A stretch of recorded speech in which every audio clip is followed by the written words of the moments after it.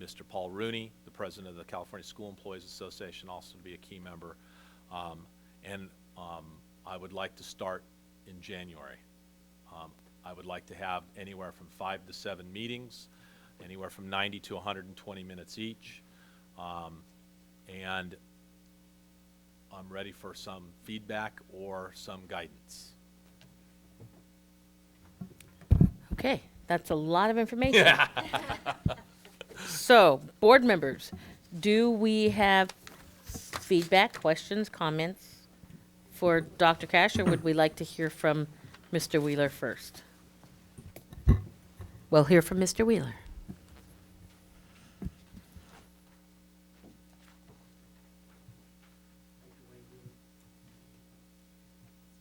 Just speak loudly. It doesn't sound like it's on, but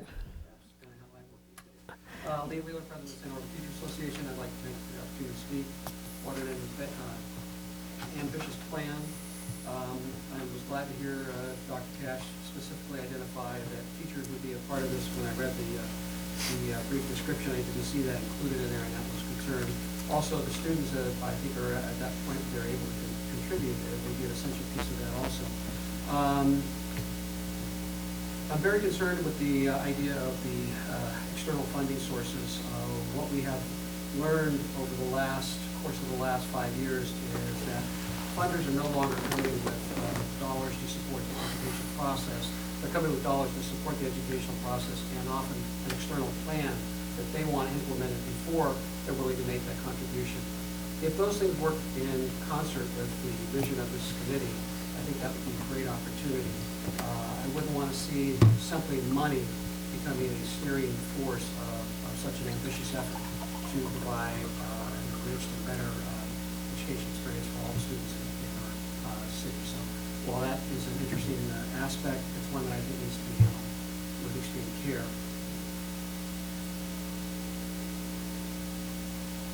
I was interested in how this was going to be funded, whether we come out of categoricals or out of different fund monies. And also the implementation process. I know that's a little premature yet, but it's kind of like, what's the picture going to look like before we get really launch into it. So it would be, I think, nice to hear that. Once again, we salute Dr. Cash for taking this ambitious approach. We look forward to being partners in this process, but we do want to, I think, make sure we move forward and very careful. And I think just be passionate. Thank you very much. okay. Board members? Mr. Herron? I'll just make one general comment. I think it's a fantastic. I mean, one of the first things that I asked about was, why is the strategic plan on our website 1998? And the next week it was gone totally. So I guess that's why.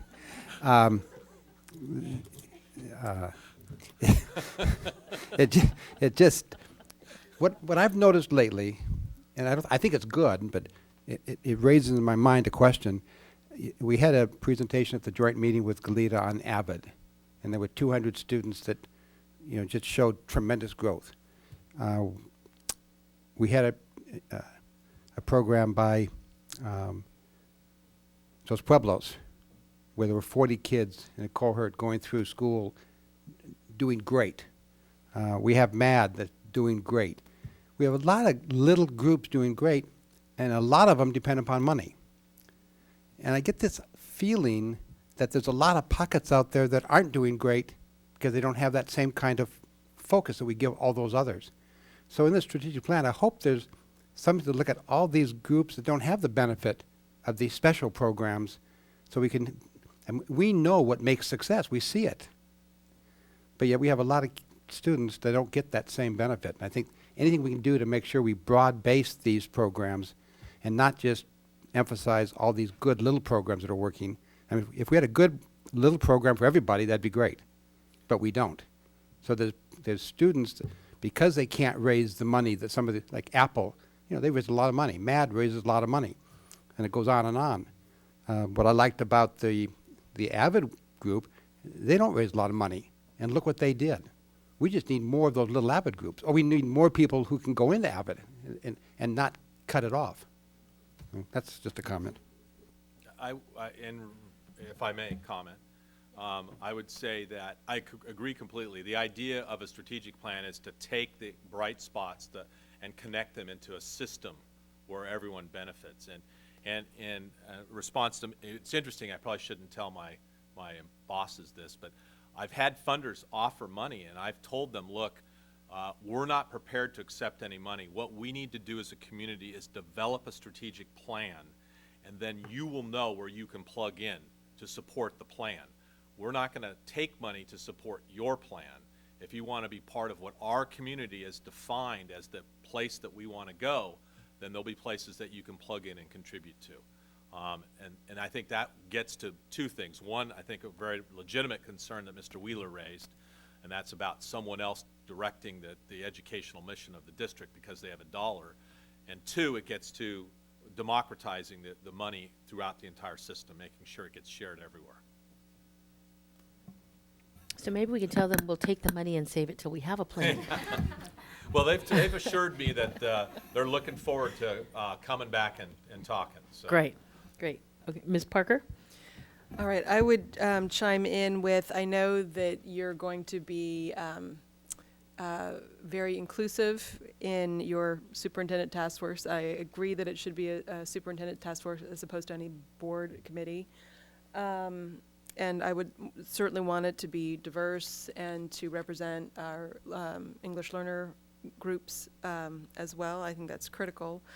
One thing that I would also ask is that you think about, you're talking about 5 to 7 meetings of your stakeholder group. Mm-hmm. I think that even if we have some sort of online portal survey thing, that it may be useful for school communities to be having a discussion themselves. Yes. That they then bring forward, and how, maybe even how does our school fit into this, and then what are our plans. One of the things I've seen when we have big community-wide discussions, and I'm thinking of the school calendar as a rather daunting example, which that you can then come up with pretty much 500 different possibilities and no consensus around anything. And so it would be great if some of our groups that already exist got together and had a conversation. So I would think it would be great for the superintendent to ask that all PTAs and PTOs, once there's a framework of what do we want to hear back from you about, could you bring this to your February, March meeting, have a discussion there about it, and then try to see if there's a group response that you can give back to the task force. Great idea. Obviously, ELACs have a specific set of responsibilities that they do following state regulations, but they're also very often an informal gathering space for our language minority students and parents, I should say, and that might be a great in the informal part of their agenda as a discussion for them to have as to how they want to, if there's some sort of group response that they can give back to us. I also want to be really careful. The vast majority of people who live in the Santa Barbara, Goleta area, don't have students in our schools, aren't part of any of the groups that you've mentioned, don't realize, they think that they don't have a connection to the schools, even though they do.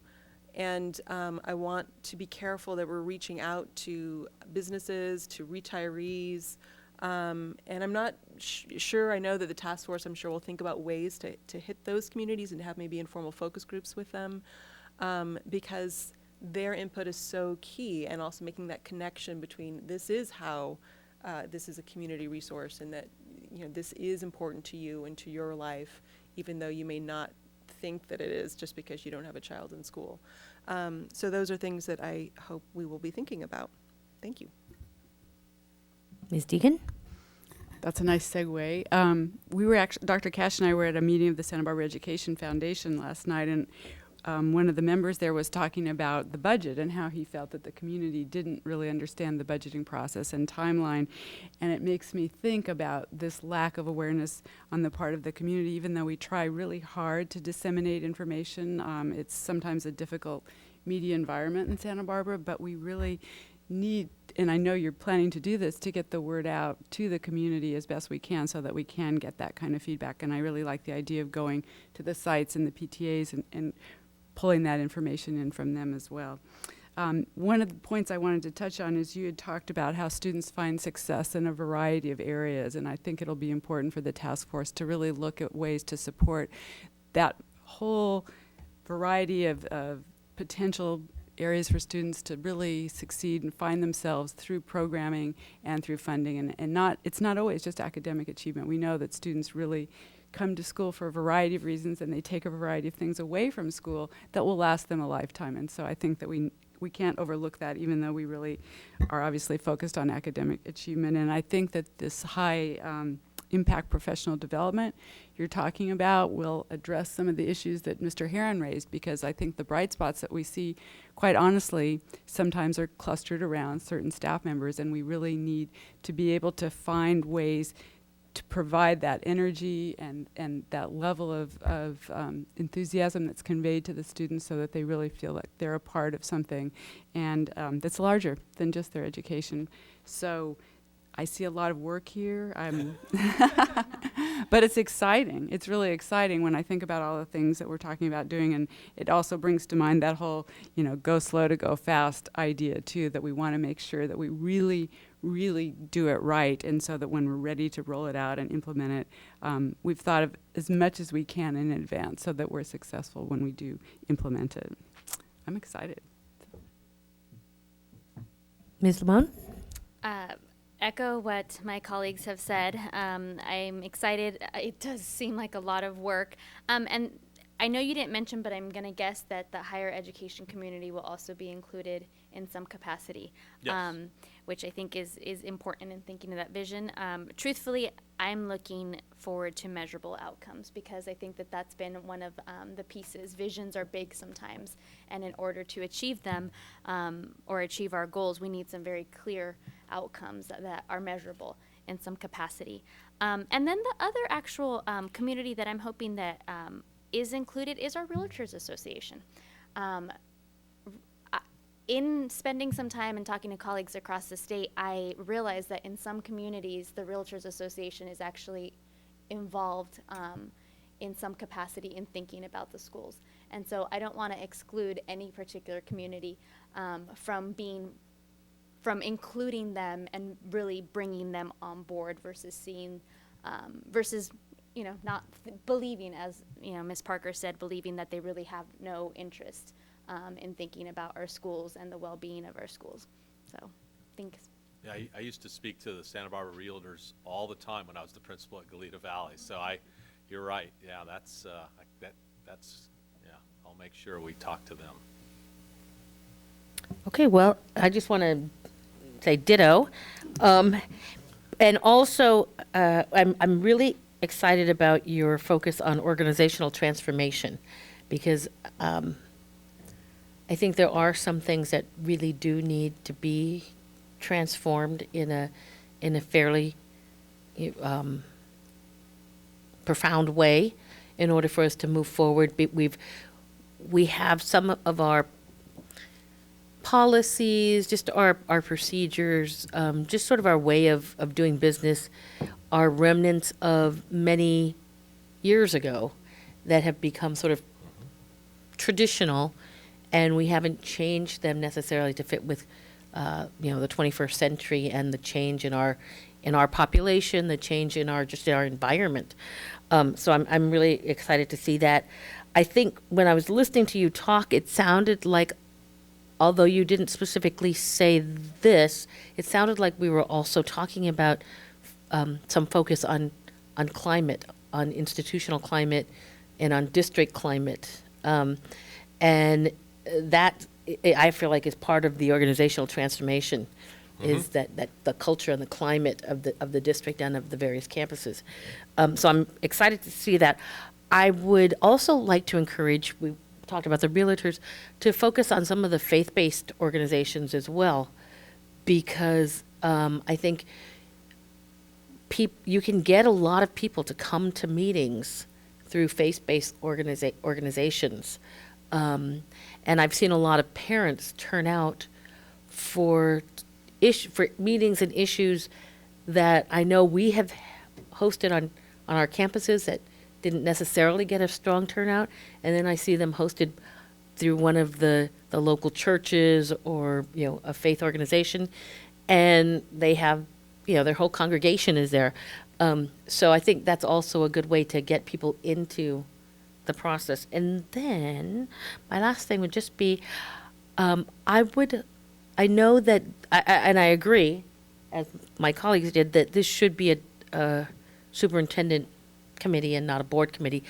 But I wonder how you would feel about letting us see the roster Oh, absolutely, yes. before Oh, absolutely, it's yes. before it's formalized. Absolutely, yes. Okay. Yeah, I'm Great. gonna want your, I won't say many years of experience in the community to provide guidance, absolutely. Okay, yes. great. Well, you see, I put that really delicately, but yeah. Yes, you did. So, yeah, I just feel like we might see some people that we think would be really good that are Yes, missing, right, or absolutely, some redundancies that maybe we don't need, et cetera. yep. Okay, well then, that's my 2 cents worth. Are we satisfied on this item? Okay, great. Thank you, Dr. Cash. That's, I'm really excited to move forward with that. Okay, then we have item F3, our first reading of the revisions to Administrative Regulation 3550, travel expense. Ms. Jeté.